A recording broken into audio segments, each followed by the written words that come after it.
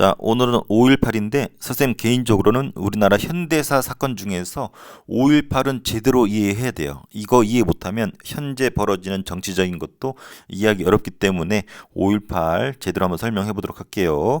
5.18을 이해하려면은 11.6 사태를 이해해야 됩니다. 11.6 우리 앞서 배운 것처럼 박정희 대통령이 부하였던 김재규 중앙정보부장에 의해서 총에 맞아 죽은 사건이죠. 요걸 계기로 비상계엄을 선포합니다. 계엄이 뭔지 알고 있죠? 치안 질서를 경찰 대신에 군인으로 하여금 치안 질서 회복을 위해서 군인을 풀었어요.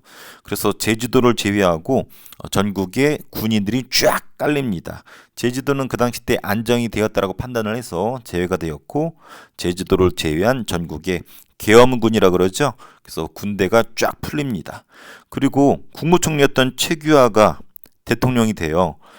그 당시 때 대통령이었던 박정희가 죽으면서 대통령 자리가 비어 있잖아. 그래서 빨리 대통령을 메꿔야 되겠죠.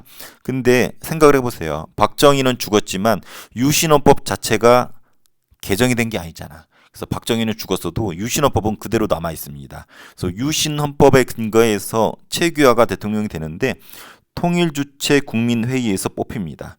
우리 통일주체 국민회의 배웠죠? 유신헌법에서는 대통령을 통일주체 국민회의에서 뽑았었다라고 앞에 얘기했고, 장충동 체육관에서 뽑혔습니다. 그래서 체육관 대통령이라고 얘기를 하죠. 하지만 박정희가 죽었기 때문에 유신헌법이 바뀌겠다. 라는, 한마디로 유신 체제가 종식 끝나겠다라는 기대감과 이제 민주주의가 찾아오나 보다라는 기대감이 많이 증폭이 된 시기였었어요. 근데 웬걸 새로운 군인들이 등장합니다. 이 새로운 군인을 신군부라고 불러요. 신군부란 표현이 뭐냐면 신이 뉴, 새로운 군부, 군인이라는 뜻이에요. 그러면 옛날 군인이 있겠죠. 눈치챘죠. 누굴 말할까요? 그렇죠. 앞서 5.16 군사정변으로 등장한 박정희랑 군인들, 얘네들이 군부라고 하면은 얘네는 새로운 군부라고 해서 그 박정희 세력과 구별지어서 신군부란 표현을 씁니다. 그래서 새로운 신자예요. 그래서 그 주인공은 전두환과 노태우, 나중에 다 대통령 하는 사람들이죠. 그래서 요 사진이 노태우랑 전두환인데 친구예요, 둘이. 그리고 얘네들이 요 나머지 군인들과 기념사진을 찍었는데 요 세력들이 하나회라고 불립니다. 육군사관학교 내외 자기들끼리 똘똘 뭉친 사조직이에요. 근데 이 하나회 소속이 누구인지도 군인들도 서로 몰랐었다 그래. 심지어 하나회 조직 내에서도 누가 하나회 소속인지도 정확히 다 몰랐었다고 해요. 그래서 비밀리에 노태우랑 전두환 같은 정치 군인들이 자기 세력들을 키우기 위해서 밀어주고 끌어주고 했었던 이런 사조직을 하나회라고 합니다. 그래서 박정희 대통령이 있었을 때도 하나회가 있었어요. 근데 박정희가 전두환을 키워주거든. 그래서 전두환이 하나회를 키우고 있었던 거 알면서도 묵인, 모르는 척 해줍니다. 근데 절대 권력자였던 박정희가 죽고 이 노태우랑 전두환이 이 하나회를 통해서 쿠데타를 일으킵니다. 이것이 12월 12일 11.6 사태가 1979년 10월 26일이었잖아요. 같은 해예요. 79년 12월 12일. 선생님이 79년 4월생이라고 그랬죠? 그래서 선생님 어렸을 때 기억으로는 이 전두환 빡빡이잖아요. 이 빡빡이가 머리에 빛을 발하면서 쿠데타 일으켰던 장면이 뉴스에 나온 것이 선생님 기억이 나는 것 같아요. 그래서 신군부가 정치 전면에 등장을 하는 사건 12.12 사태 혹은 12.12 군사 반란 12.12 쿠데타라고도 합니다.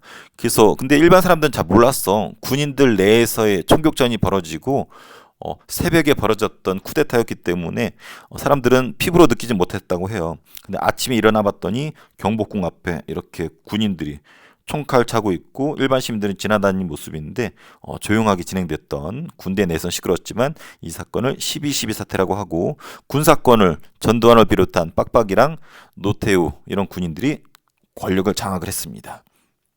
그렇다고 아직 대통령이 된 건 아니야. 근데 이런 분위기 속에서 서울의 봄이라는 표현이 나옵니다. 1980년에 서울의 봄인데 배경을 보면은 비상계엄이 아직 유지되고 있어요. 박정희 대통령이 죽고 나서 때렸던 비상계엄이 해제될 틈이 없었고, 유신헌법이 안 바뀌어. 계속 바꿔라 하는데 계속 지연을 하고 바꾸진 않습니다. 또 신군부라고 하는 전두환 빡빡이를 비롯한 애들이 등장하면서 뭔가 분위기가 심상치 않아.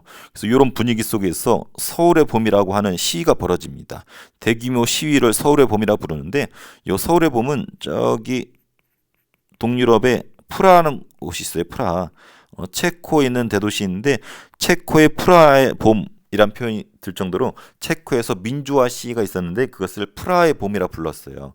여기에서 유래해서 우리나라의 서울에 따서 서울의 봄이라고 부른 겁니다. 그래서 프라하의 봄이 오리지널이고 우리나라는 짝퉁이지만 서울의 봄 해서 대규모 시위가 벌어집니다. 요구하는 게 이거야. 계엄 빨리 해제해라. 그리고 유신 빨리 유신헌법 바꿔라. 그리고 신군부 니들 꺼져라 라는 것을 요구를 합니다. 그래서 서울역에 광장이 있거든요. 여기 5월 15일 날 스승의 날이죠.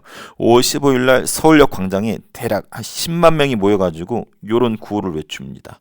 계엄 해제, 유신 철폐, 신군부 꺼져! 이런 걸 외치는데 어마무시했겠죠. 10만 명이면. 이게 그 당시 때 1980년 대학생들이 서울역, 여기가 서울역이에요. 서울역 광장에 모여서 대규모 집회를 하는 모습인데 이것을 서울의 봄이라 부르고 이 분위기 자체를 서울의 봄이라고도 합니다. 최근에 흥행했던 영화 서울의 봄 있죠? 이런 분위기를 소재로 만든 거죠. 더 구체적으로는 이 12.12 사태를 소재로 만든 영화인데 제목은 서울의 봄이죠. 그래서 이 당시 때는 봄이 뭐야? 따뜻한 기운이잖아. 그래서 계엄 해제하고 유신 없어지고 신군부 퇴진하고 이런 것들이 해결되면은 봄이 오겠다 해서 서울의 봄이라는 표현을 쓰는 거죠. 근데 문제는 이 10만 명이 모였다가 이런 구호 외치고 요구하다가 자진 해산해요. 왜? 자기들이 질서를 어지럽히거나 뭐 되게 시끄럽게 하면은 신군부가 그걸 핑계 삼아서 권력을 잡을까봐. 그래서 신군부가 정치 표면에 등장할 것을 우려해서 자진 해산을 합니다. 근데 오판이었어. 잘못된 판단이었어. 이렇게 하면 조용히 신군부가 있을 줄 알았더니 얘네들이 계획을 진행시킵니다. 5월 17일 날 계엄을 전국으로 확대시킵니다. 아까 어디가 제외되어 있었죠? 그렇죠. 제주도는 제외되어 있었죠. 제주도까지 포함해서 비상계엄을 전국으로 확대시켜요. 이것이 5월 17일 날 24시. 그래서 5월 18일 땡땡 00시라고 봐도 돼요. 그래서 5월 17일 날 24시나 5월 18일 뭐 00시나 똑같은 말이에요. 근데 보통은 우리가 5월 17일 날 24시로 표현을 하죠. 그래서 이것을 5.17 비상계엄 확대라고 합니다. 근데 문제는 이게 제주도만 포함됐을 뿐인데 뭐 차이가 있나요? 라고 물어볼 수 있는데 아까 위에서 제주도 지한 비상계엄은 분위기가 좀 좋았어. 유신이 끝나고 민주주의가 찾아온다는 기대감이 있어서 그냥 대통령이 죽었기 때문에 혹시 모를 사태에 대비해서 계엄을 때렸을 뿐이고 요때 비상계엄 확대는 분위기가 다릅니다. 전두환을 비롯한 신군부가 민주주의 세력, 민주화 움직임, 이런 서울의 봄 같은 어떤 이런 기대감을 물리적으로 또 정서적으로 찍어 누르는 억압하는 분위기가 여기 담겨져 있어요. 그래서 그 당시 어떤 일을 벌이냐면 김대중 알죠? 박정희가 그렇게 무서워했던 김대중을 체포해 갑니다.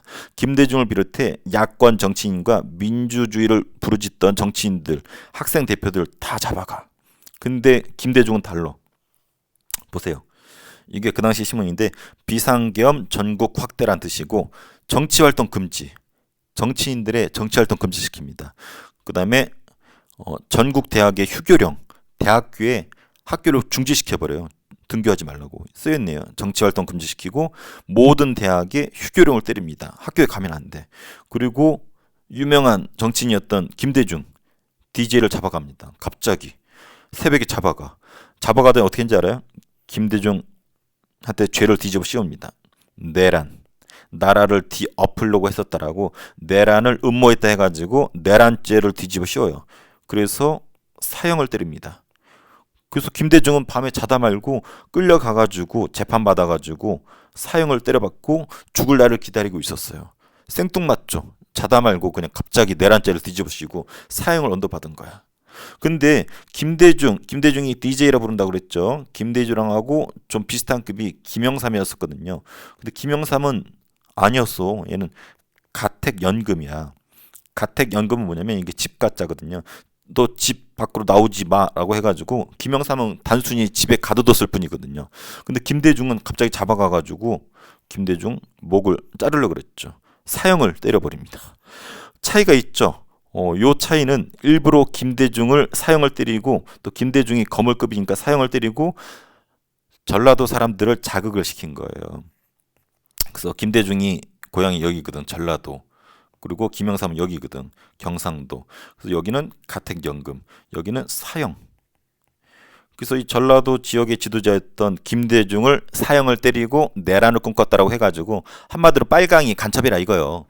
그래서 전라도 사람들 자극시킨 거야. 전라도 사람들 입장에서는 김대중은 자기 고향 출신이고 민주주의를 위해서 목숨 바쳐서 여러 번 싸웠기 때문에 거의 영웅과 같은 존재거든요. 이랬던 김대중을 사형을 때려버리니까 전라도 사람들이 발끈하죠. 그리고 요 이래로 학생 대표들도 시위를 하는데 각 대학의 학생회장들 있죠. 다 잡아갑니다. 유시민 아나 유시민? 방송인 유시민도 그 당시 때 서울대학교 학생회 임원이었는데 경찰들이 온다는 소문을 듣고 막 나가다가 갑자기 사무실에 전화가 울리더래.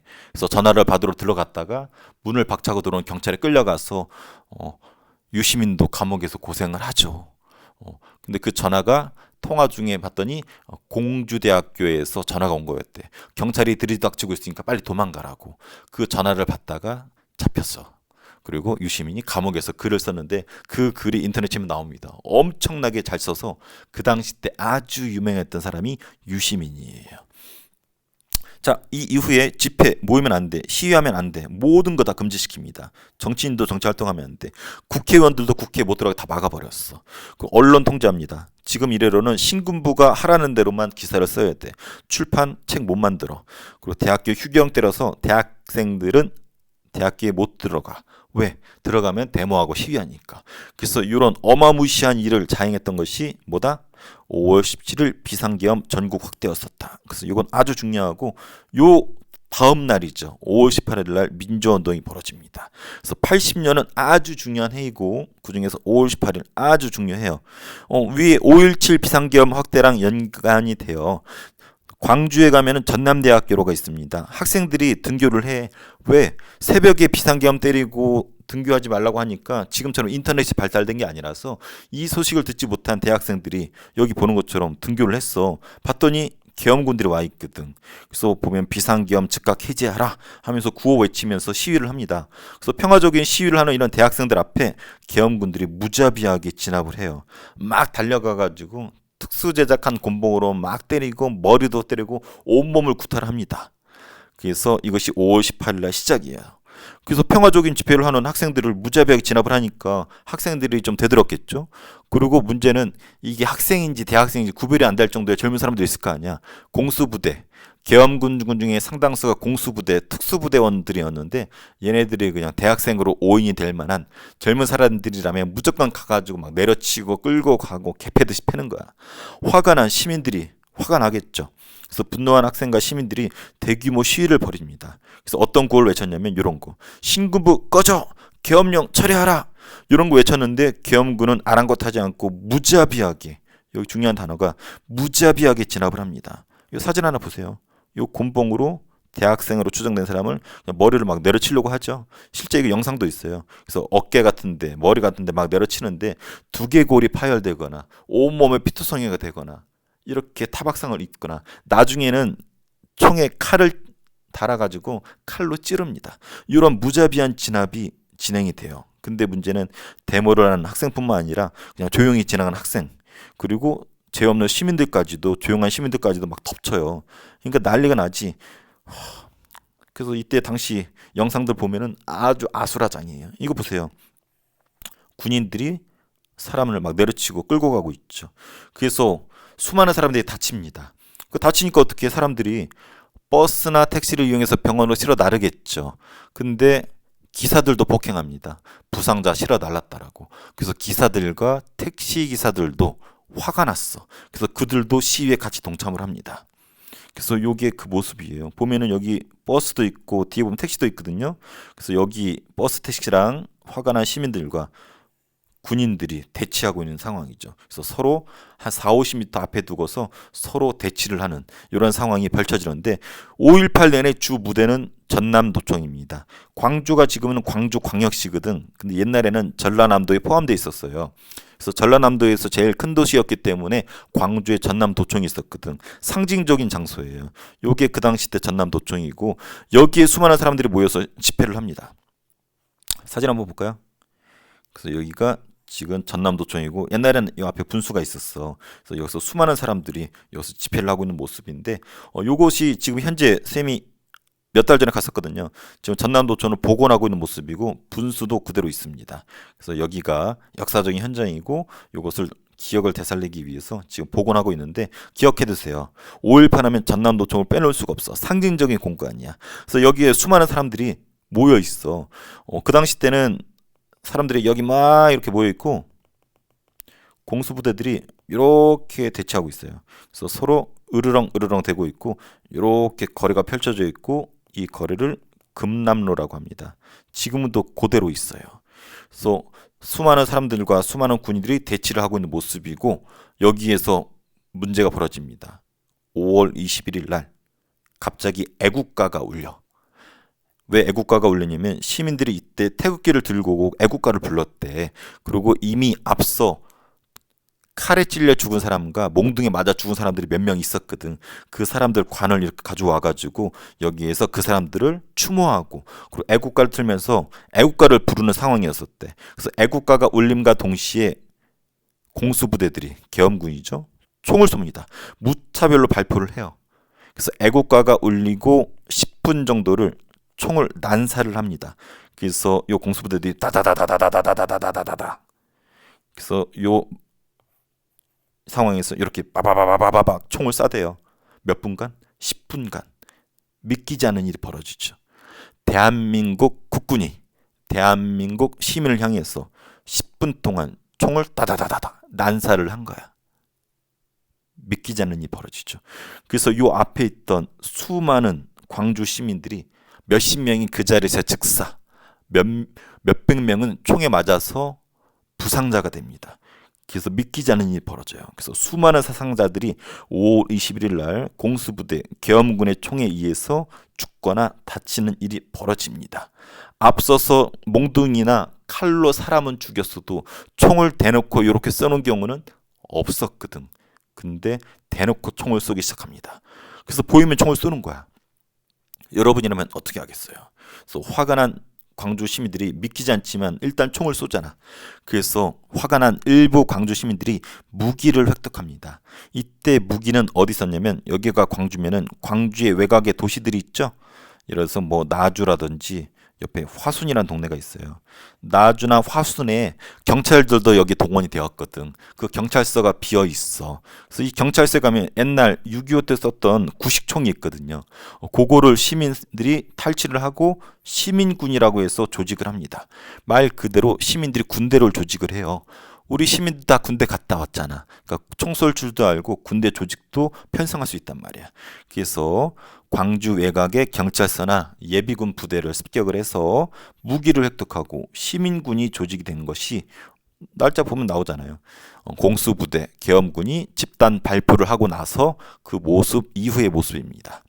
그래서 시위가 인근 지역으로 확산이 돼요. 왜? 공수부대가 총을 쏘니까 나주, 화순 이런 데로 가서 이 사실을 알 거 아니야. 근데 문제는 그 당시 때 광주에 MBC 지역 방송이 있었거든. 광주 MBC. 근데 이런 계엄군의 만행에 대해서 아무것도 보도를 안 해. 알고 봤더니 전두환 신군부가 다 언론을 통제해가지고 광주에서 무슨 일이 일어나는지 광주 내부는 비롯하고 광주 외부의 어떠한 방송에서도 이런 게 안 나와. 그래서 MBC에서는 엉뚱한 방송만 나간단 말이야. 뭐 가족 오락관이나 지역에서 막 놀고 있는 거. 뭐 봄이잖아요. 그러니까 막 평화로운 방송만 나가니까 사람들이 화가 나는 거야. 그래서 사람들이 광주 MBC도 불태워버립니다. 언론 같지 않은 언론이다. 왜 우리를 마치 폭동이 일어난 것처럼 묘사를 하고 불난 거 찍고 그렇게 폭동이 일어난 것처럼 묘사를 하고 우리들의 억울함이라든지 계엄군의 만행에 대해서는 일절 보도를 안 하니까 화가 난 거지. 그래서 짜증이 난 거야. 그래서 시민군들이 총을 들고 돌아다닙니다. 그래서 나주나 화순에 가서 총도 탈취를 했지만 나주 광주 사람들한테 이런 사실 알린 거지. 지금 광주에서 난리가 났다. 지금 광주 들어가면 좆된다.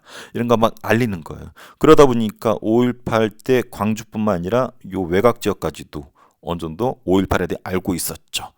근데 문제는 시민군이 총을 들었잖아. 그래서 일부 시민군들과 계엄군들의 총격전이 벌어집니다. 그 당시 사진 하나 볼까요? 이게 시민군의 모습인데 총 들고 있죠. 근데 잘 보면은 태극기들을 달고 다녀요. 여기도 태극기 있고 다른 사진들 보면 태극기가 넘쳐납니다.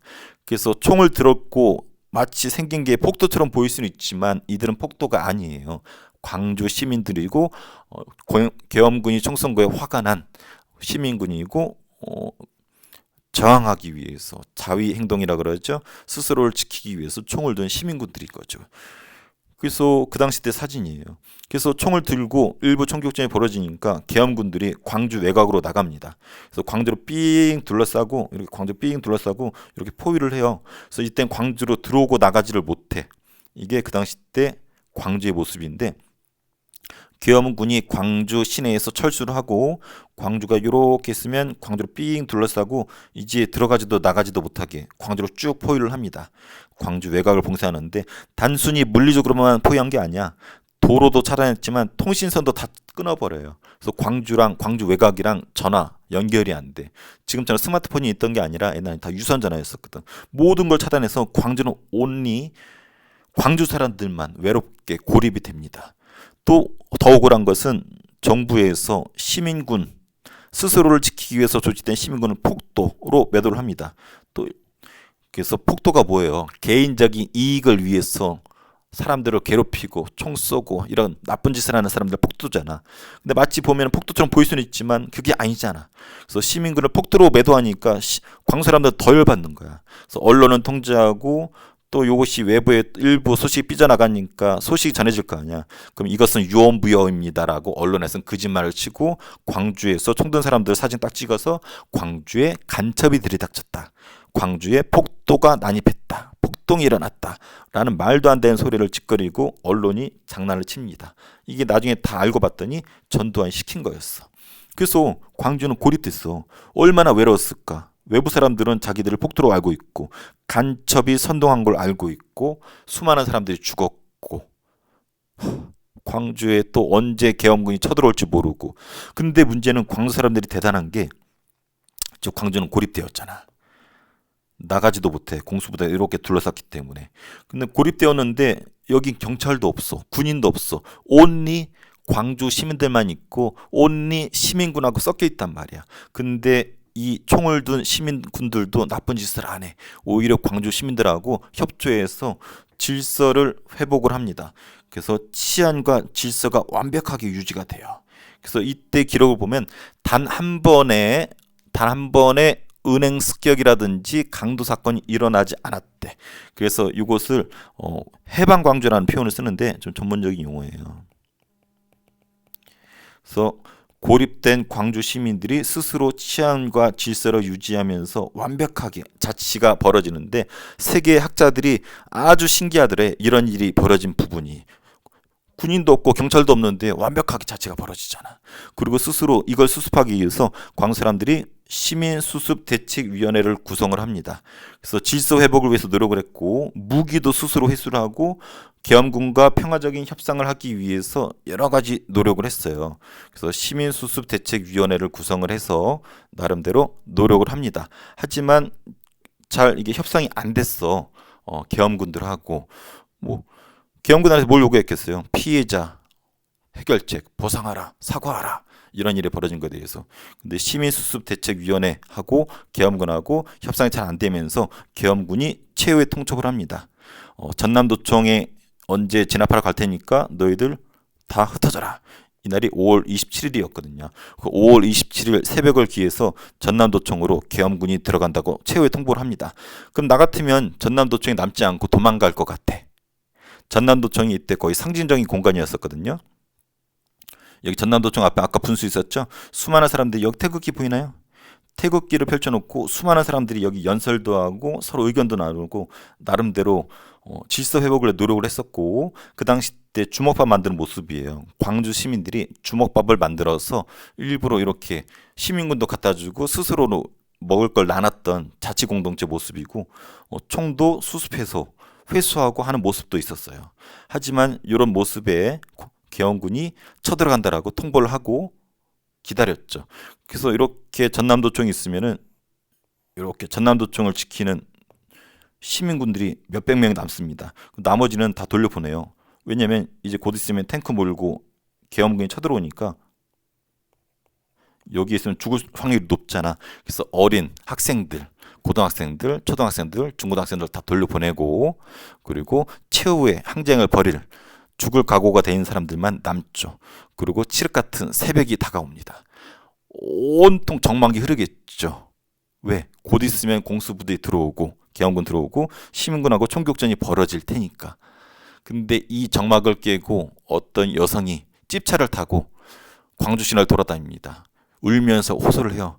광주 시민 여러분, 광주 시민 여러분, 저희를 도와주십시오. 저희를 도와주십시오. 곧 공수부대가 쳐들어옵니다. 시민 여러분, 시민 여러분, 저희를 도와주십시오. 시민 여러분, 시민 여러분, 저희를 기억해 주십시오. 본인들을 도와달라고 하고 본인들을 기억해 달라고 하면서 울면서 광주 시내를 활보하고 다닙니다. 이걸 들은 광주 시민들 마음이 어땠을까? 새벽이거든. 선생님 이때 여기 없었지만 마음이 울컥했을 것 같아요. 이 사람들한테 물어봤어. 전남도청에 남아있는 시민군들한테 당신들은 있으면 죽을 거 확률이 높은데 왜 여기 있습니까? 그랬더니 그래도 누군가는 끝까지 여기 있어야지 역사가 우리를 기억할 것이 아니겠는가.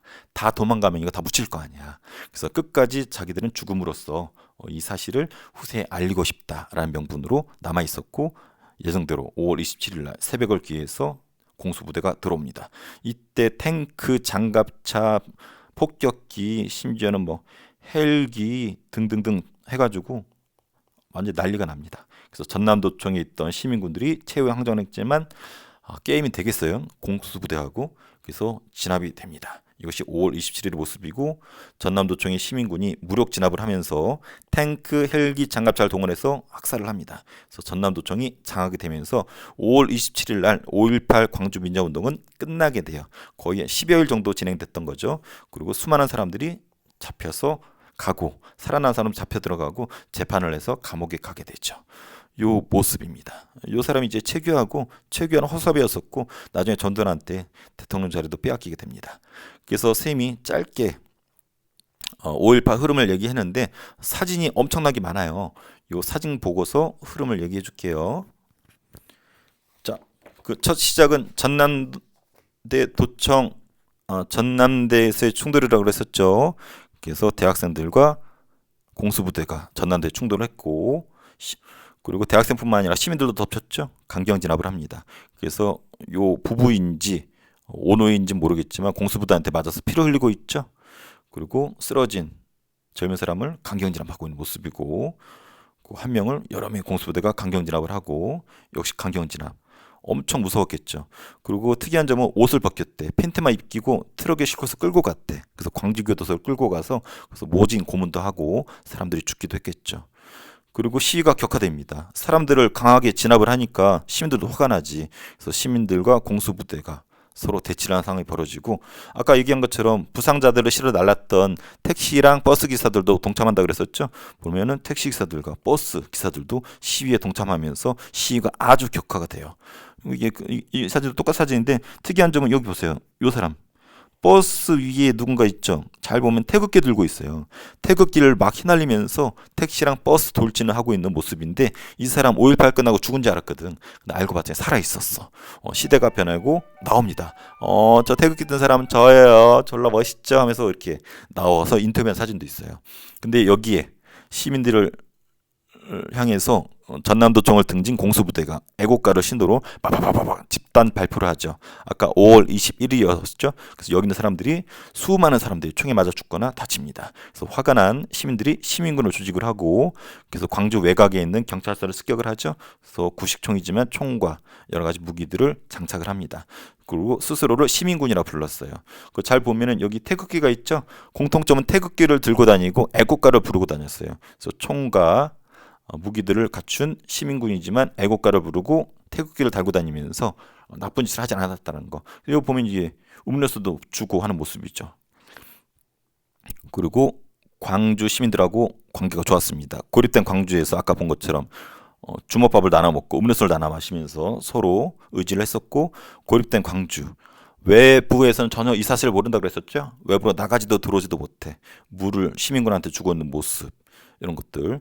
그리고 수많은 사람들이 다치거나 죽었잖아. 피가 부족했었대. 그래서 헌혈하는 모습도 있었어요. 이 의사의 증언을 보면은 어떤 여고생이 헌혈하러 왔다가 갔는데 다시 돌아왔대. 헌혈하고 가다가 총에 맞아 죽어가지고 시체된 모습으로 왔었고, 이때 시체들 모습 보면은 얼굴에 4분의 1이 날아갔거나 그냥 내장이 다 튀어나왔거나 아주 잔인한 모습으로 죽은 모습들이 어마무시합니다. 이때 여러 가지 유언비어들이 이제 돌아요. 예를 들면은 이때 투입된 계엄군 같은 경우는 베트남 전대 참전했었던 애들도 많이 있거든요. 그래서 뭐 유언비어가 여고생의 가슴을 칼로 난자해서 잘랐다. 그리고 임산부의 배를 칼로 갈라서 태아를 꺼내서 죽였다. 이런 것은 실제로 확인되지는 않고 그 당시 때 유언비어인데 그런 유언비어가 나올 정도로 잔인하게 진압했었다는 것을 알 수가 있겠죠. 참고로 이때 우리 아버지 직업군인으로서 강원도에 있었거든요. 이때 광주에 투입되면은 승진이 빠르게 해준다라고 이런 이야기 있었나 봐. 그래서 광주로 갈까 고민됐었다 그러는데 광주 우리 아버지 갔었으면 후회할 뻔했겠죠. 엄청난 트라우마를 안고 살았을 것 같은데 다행히 안 갔고, 이때 총알도 막 왔다 갔다 하는 시기니까 소문을 들어보면은 창문으로 총알이 들어와서 집에 있던 사람들도 죽기도 했었대. 그래서 아버지가 그 소문을 듣고 창문에다가 이불을 덧대다가 이불을 뚫고 총알이 들어와서 죽은 사례도 있었고, 별의별 일이 다 있었대요. 그리고 저수지에서 물놀이하던 어린이들이 있었는데 계엄군들이 총으로 쏴서 일부러 저격한 거죠. 쏴서 죽인 일도 실제로 있었고, 거기 가면은 비석도 세워져 있어요. 그리고 아까 광주가 지금 현재 보면 고립돼 있잖아. 광주 외곽으로 못 나가잖아.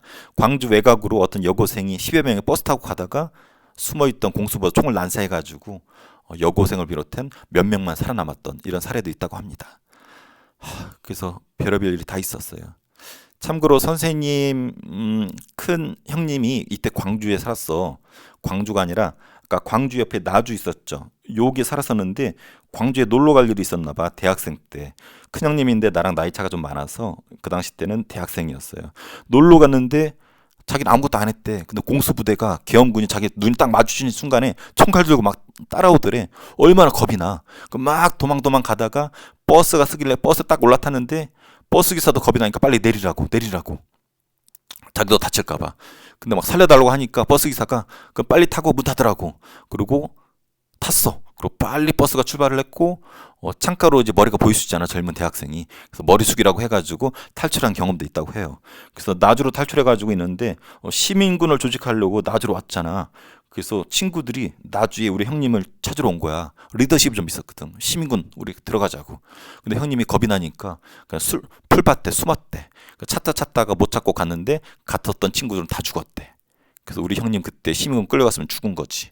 그리고 나주의 인근에 집에 보면은 미친 사람들이 많이 등장한대. 5.18 때 죽어서 가족들이 미치거나 거기 참여했던 사람들이 미쳐가지고 정신병원을 간 사람들도 많다고 합니다. 이런 피해를 친척한테 들으니까 실감할 수가 있어요. 그리고 계엄군이 끝내 이게 전남도청이죠. 들어갔고 계엄군이 들어가는데 문제는 헬기까지 동원해가지고 바바바바박 쏩니다. 그래서 광주에 가면은 이 주요 도로가 금남로라고 그랬잖아요. 요 위치가 딱 여기예요. 여기에 위치한 전일 빌딩이라고 있어요. 한번 가보세요. 전일 빌딩인데 여기 총알 자국이 그대로 있어. 헬기가 쏜 총알 자국이 막 수천 수백 발이 그냥 그대로 쐈나 봐. 거기 총알 자국이 그대로 있는 걸 보존을 해놨어요. 그래서 헬기까지 동원해가지고 무력 진압을 합니다. 그래서 수많은 사람들을 끌고 갔고 이때 수많은 사람들이 죽어요. 정확히 몇 명이 죽은지 알 수가 없어. 하도 많이 죽어가지고 이때 관이 부족해서 비닐로 관을 씌우기도 하고 태극기로 이렇게 씌우기도 했었대요. 그리고 이런 사진들이 왜 남아있냐면, 영상들이 왜 남아있냐면 독일인 힌츠펜터라는 사람이 몰래 잠입을 해서 이걸 찍은 거야. 이 사람은 힌츠펜터고 광주를 되게 애착을 많이 갖고 있고 이 사람을 소재로 만든 영화가 택시 운전사죠. 그래서 이 사람 덕택에 사진과 영상이 외부로 유출되고 지금까지도 남아있는 거고, 이 사람 말고도 많이 있습니다. 그리고 이 사람이 보낸 사진 중에 독일인이잖아. 독일로 보냈거든. 그래서 이 사진이 독일에서 특집 방송으로 나갑니다.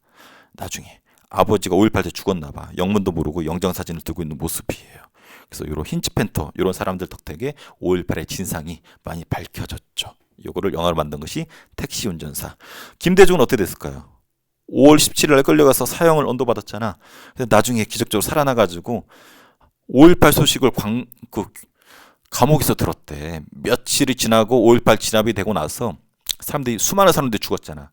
그 신문 기사를 거기 관리인들이 김대중한테 보여주더래. 김대중은 5.18에 대해 전혀 모르고 있다가 그 신문 기사를 보고 수많은 사람들이 죽고 나서 거의 실신, 거의 기절했다고 하죠. 난리가 났지. 어떻게 보면 김대중 때문에 광주가 쑥대밭이 됐을 수도 있거든. 일부러 신군부가 김대중의 고향인 전라도 거점 도시인 광주를 타깃으로 했을 수도 있거든요. 다른 지역은 계엄군을 빼는데 광주는 오히려 더 집어넣었거든. 그래서 김대중이 죄책감이 너무 심했나 봐. 그래서 나중에 1987년인데요. 5.18 7년 뒤에 김대중이 5.18 때 죽은 사람들 묘역, 망월동 묘역이라 그러는데 거기를 참배하는 모습인데 영상 있습니다. 보세요. 꺼이꺼이 대성통곡을 해요. 유가족들하고 끌어안고. 그래서 김대중은 광주에 대해서 엄청난 죄책감을 가지고 있어요. 부채의식이죠. 자기가 광주 출신, 전라도 출신 아니었으면은 광주가 이렇게까지 쑥대밭은 안 됐을 것이라는 그런 아쉬움이 눈물로 표출이 됩니다. 그래서 5.18은 어마무시한 사건이에요. 그래서 이때 당시는 진압이 되고 실패로 끝났지만 그 이후의 영향이 어마무시합니다. 한번 볼게요. 자, 신군부에 저항한 민주화 운동이에요. 이건 부인할 수 없어요. 그리고 80년대 5.18이 터졌죠. 그 이후에 민주화 운동의 토대가 마련이 되었습니다. 그래서 우리 민주화 운동 두 가지 배웠죠. 4.19 배웠고 지금 5.18이 80년에 있었죠. 그 다음에 7년 뒤인 6월 민주항쟁, 1987년에 터진 6월 민주항쟁까지 그대로 계승이 돼요. 5.18 때 대학생들이 6월 민주항쟁 때 회사원이 돼요. 회사원의 입장으로 6월 민주항쟁 때 같이 하게 됩니다. 그리고 아시아의 다른 나라들에도 민주화운동이 영향 끼쳐요. 예를 들면 뭐 필리핀이라든지 홍콩이라든지 민주화운동 벌어지거든. 그때 5.18을 모델로 해서 여러 가지 시위를 전개를 합니다. 또 반미 운동이 시작이 돼요. 반미, 미국에 반대한다는 의미예요. 왜 미국에 반대하는 움직임이 벌어지냐면 군대로 움직였잖아. 5.18 진압하려고. 근데 우리 6.25 전쟁 기억납니까? 6.25 전쟁 때 작전권이라고 그래요. 우리 군대로 움직이는 작전권을 미국한테 줬어. 이승만 대통령이 미국에 줬어. 그래서 이때만 하더라도 이 군대로 움직이는 작전권은 미국이 가지고 있었어. 그래서 5.18 때 광주로 수많은 군인들을 찔러 넣은 것은 미국이 알고 있었다. 미국은 학살을 알고 있었음에도 불구하고 군인을 움직였다 해가지고 미국이 겉으로만 정의를 사랑한다 그러지, 민주주의를 사랑한다 그러지, 이런 민주주의 운동에 대해서 학살을 모른 척 방조하고 군대로 움직이도록 허락해줬던 그런 나쁜 나라다. 실제로 나중에 밝혀진 극비문서들 보니까 미국은 다 알고 있었고 허락을 해줬어. 그래서 반미운동이 벌어집니다. 그래서 미국 문화원이라 해가지고 미국 문화를 소개하는 문화원이 전국 곳곳에 있었거든요. 여기를 대학생들이 화가 나니까 방화, 불질러버려. 그리고 점거, 차지하고서 자리를 차지하기도 하고 이런 농성들이 벌어집니다. 80년대. 그래서 미국의 책임이 크다. 어떤 사람들은 자살해. 5.18의 진상을 알리기 위해서. 또 5.18 영상, 힌츠팬터가 찍은 영상들 있죠. 이걸 비디오 테이프로 만들어서 돌려보기도 하고. 그리고 미국에 대해서 대학생들이 싫어합니다. 왜? 죽음을 방조했기 때문에. 근데 5.18 민주화운동 기록물 있죠. 이 가치가 인정돼서 세계 기록 유산으로 등재가 됩니다. 유네스코에 2011년 얼마 안 됐어요. 이게 어떤 학생이 누가 이렇게 일기를 썼나 봐. 5.18에 대해서. 5.18 시위 운동 일부 우리는 민주화를 하는 것이다. 민주화를 위해 싸운 민주인사들을 구속시키다니 원통하다. 소위 민주주의란 나라가 민주인사를 죽이다니 이 같은 일이 세계에 또 어디 있단 말인가. 이런 기록들 자체가 의미가 있다 해서 엄청나게 많거든요. 세계 기록유산으로 등재가 되었습니다. 그리고 계속 이어져요. 광주 청문회. 광주에서 어떤 일이 있었는지 5.18 관련해서 청문회를 엽니다. 사람들, 증인들 불러다가 취조해가지고 무슨 일이 있었는지 진상을 밝히는 거예요. 그래서 5.18의 진상이 밝혀졌죠. 전두환이가 언론을 통제해서 막았던 것이 이때 다 드러납니다. 그래서 5.18 특별법을 제정을 해서 전두환, 노태우 같은 신군부들 있죠. 감옥에 넣습니다. 그리고 국가기념일로 지정이 되었어요. 그래서 5.18은 달력 보세요. 민주화운동 국가기념일로 지정이 되어 있습니다. 그리고 5.18에 수많은 사람들이 묻혔죠. 원래는 망월동 묘지라고 해서 대충 묻어놓은 게 있는데 제대로 이렇게 묻어서 만들었는데 이것을 국립묘지로 승격을 시켰어요. 그리고 5.18 민주화운동 기록물이 같이 있다 해서 세계기록유산으로 등재되었고 5.18의 정신이 인권, 민주, 평화의 정신이잖아요. 이것이 지금까지도 많은 것에 영향을 끼치고 있다. 그래서 이것은 수능에도 나왔던 사료예요. 광주 시민들이 5월 25일 날 뿌렸던 자료인데 우리는 왜 총을 들 수밖에 없었는가? 18일 날 오후부터 공수부대를 대량 투입해서 시내 곳곳에서 학생 젊은이들에게 무차별 총을 쏘았다. 협상이 올바른 방향으로 진행되면 즉각 총을 놓겠다. 그러니까 총을 폭동 일으키려고 든 게 아니라는 거지. 무자비한 만행을 보고 있을 수만은 없어서. 그리고 나중에 협상이 잘 되면 총을 내려놓겠다. 이것은 5.18 청문회, 광주 청문회 모습인데 전두환 불러다가 무슨 일이 있었는지 묻는데 제대로 답변을 안 하니까 국회의원들이 막 따지는 거야. 막 사태질하죠. 당신이 말이야 수많은 사람들 죽여놓고 그렇게 말할 수가 있어! 라고 전 국민들한테 라이브로 방송에 나갑니다. 이때 스타가 된 사람이 노무현. 노무현 이때 첫 국회의원 할 때였는데 남들은 전두환 앞에서 말도 제대로 못하는데 벌떡 일어나가지고 막 따지듯이 송곳 같은 질문을 하면서 아주 날카로운 질문하면서 스타가 된 사람이 노무현이에요. 그래서 사람들이 쟤 누구야? 노무현이래 라고 모든 사람들한테 뇌 이름을 각인시킨 사건이 이 광주 청문회입니다. 그리고 전두환과 노태우가 친구죠. 두 손 꼭 잡고 감옥에 가게 되죠. 그리고 5.18 광주 묘역이 광주에 가면 있어요. 선생님도 한 10대 번은 가봤는데 가보면은 사람들 영정사진이랑 어떻게 죽었는지 다 기록이 나와 있고 여기에 묻혀 계십니다. 눈물 납니다. 선생님이 79년생이거든. 선생님 광주 이때 살았었으면 선생님이 2살 때 5.18이 벌어지는 거예요. 만약에 선생님이 이때 광주 있었으면은 선생님 그때 저 강원도 있었거든. 그냥 KTX 있었으면 내가 그냥 기저귀 찢고 달려가가지고 공수부대하고 한바탕 벌였을 텐데 이때 광주에 없었던 게 한입니다. 광주에 있었으면 그냥 그대로 기저귀를 찢어버리고 그냥 오줌 싸갈기고 그냥 공수부대들하고 시민군한테 총 하나 달라 해가지고 맞서 썼을 것 같아. 그러다가 죽었을지도 모르죠. 그래서 광주는 아픔이 있는 도시예요. 그래서 광주에 가면은 5.18을 이해를 하면은 광주 사람들 이해하는데 더 좋다. 얼마나 외로웠을까. 자기들을 폭도라고 매도하고 간첩이라고 매도를 하니 죽은 것도 억울한데 아직까지도 그렇게 장난치는 사람들이 있죠. 그래서 그 관련해서 한번 정리를 하고 문제를 풀어보도록 하겠습니다. 자, 신군부가 등장을 합니다. 박정희가 11.5고 죽었죠. 그 다음 최규하가 통일주체 국내에서 대통령이 되고 12.12 쿠데타가 터져요. 그래서 신군부 전두환 노태우 중심으로 쿠데타를 일으켰고 근데 서울의 범이 벌어지죠. 그래서 80년 5월 달의 분위기인데 계엄 철폐하라, 유신 철폐하라, 신군부 퇴진하라 라고 하면서 서울의 범이 일어납니다. 그리고 비상계엄이 전국으로 확대가 됩니다.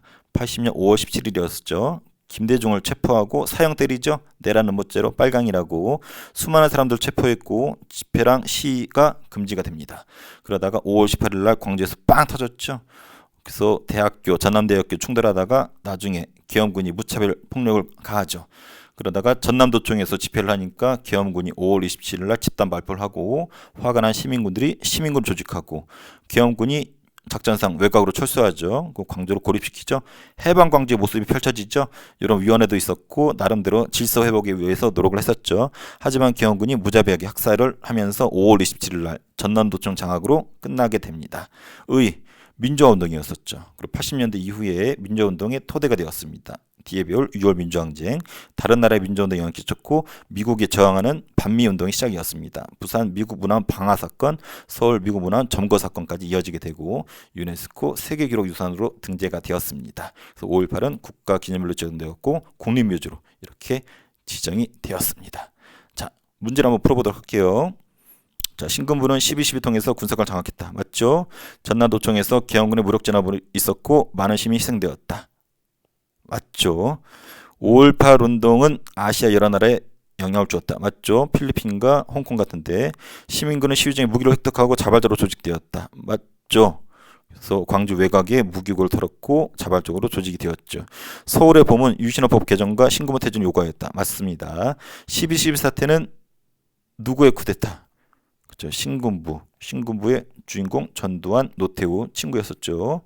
5.18 민주화운동은 어느 지역에서? 광주 지역에서 시작되었죠. 계엄군의 진입을 막기 위해서 시민은 자발적으로 뭘 조직했나요? 시민군을 조직했죠. 87년 6월 민주항쟁의 배경에는 5.18 광주 민주화운동이 정신이 깃들어져 있습니다. 이때 대학생이 나중에 넥타이를 맨 회사원이 돼가지고 6월 민주항쟁에 그대로 참여한다 그랬었죠. 그래서 5.18의 기억이 없으면 이렇게까지 못했습니다. 유신헌법 개정을 요구하는 시위가 벌어진 시기를 말한다. 그렇죠. 서울의 봄을 말하는 것 같죠. 80년 5월 서울의 봄 기억해 주세요.